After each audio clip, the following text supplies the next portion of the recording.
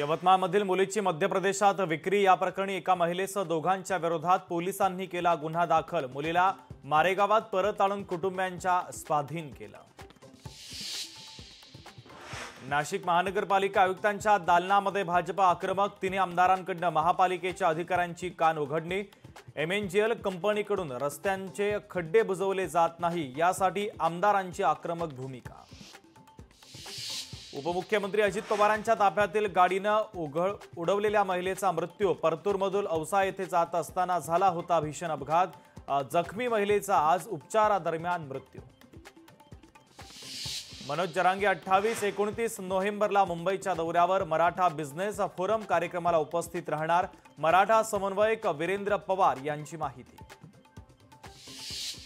तळकोकणामध्ये शिवसेना आणि भाजपमध्ये कलगीतोरा। सिंधुदुर्गातील युतीच्या प्रश्नावरून रवींद्र चव्हाणांची सारवासारव।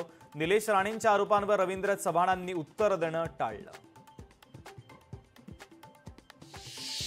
मध्य रेल्वेची फुकट्या प्रवाशांवर कारवाई। मध्य रेल्वेकडून 141 कोटींचा दंड वसूल तर पुणे विभागामध्ये 2,67,000 जणांवर रेल्वेची कारवाई। नाशिकमध्ये बिबट्यांना पकडण्यासाठी अधिकच्या पिंजऱ्यांची आवश्यकता। वन विभागाला 500 पिंजऱ्यांची आवश्यकता तर वन विभागाचा जिल्हाधिकारी कार्यालयामध्ये प्रस्ताव।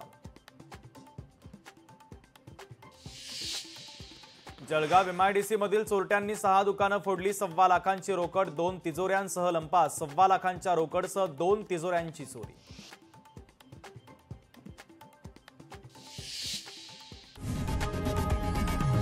लोकशाही मराठी ऐका, पहा, जागरूक रहा।